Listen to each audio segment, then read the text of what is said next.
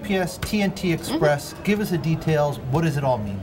So UPS is going to acquire them for about 9.5 euros per share. So that's an almost $7 billion deal, which is pretty big in today's environment. Basically gives UPS a global footprint, especially in Europe. Right. They would be one of the leading players there, and gives FedEx more competition where they're pretty small in Europe. So it definitely boosts UPS's presence. Now, go ahead, George. I was going to say, what does this deal say about the economy in Europe?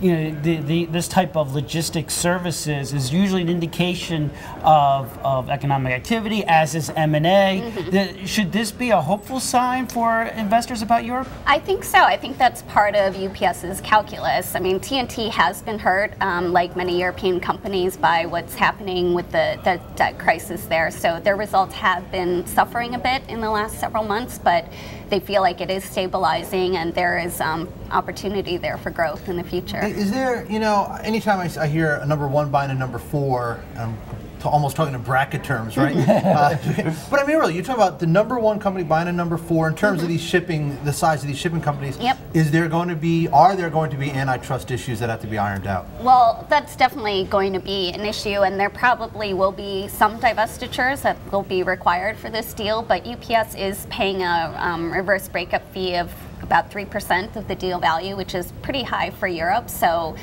for them, that shows, they're saying at least, confidence that the deal will get through. Yeah. Now, it's been this has been a very competitive sector, these shipping companies. They've really been at each other.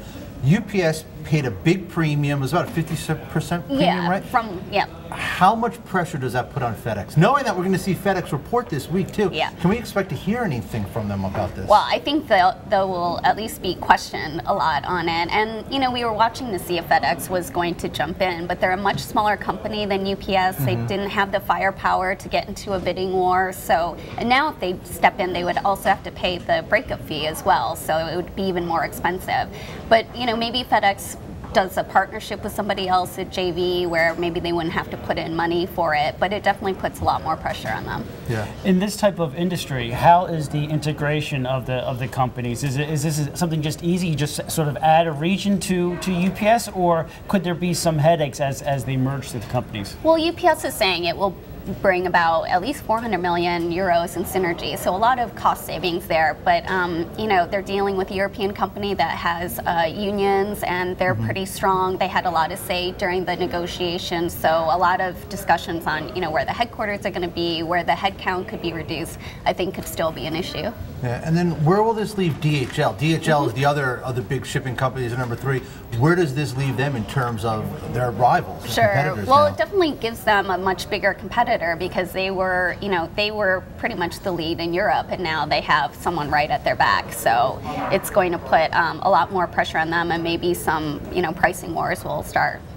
Pricing wars, but that'd be good for customers, right? Yeah, exactly. That'd be good for us. Yeah, hopefully. So hopefully before this deal closes, when is this deal expected to close, by the way? I think that will be up to the European antitrust regulators, and we've seen them, you know, put some muscle into things in the last year. So it might not be a totally easy ride, and could be delayed.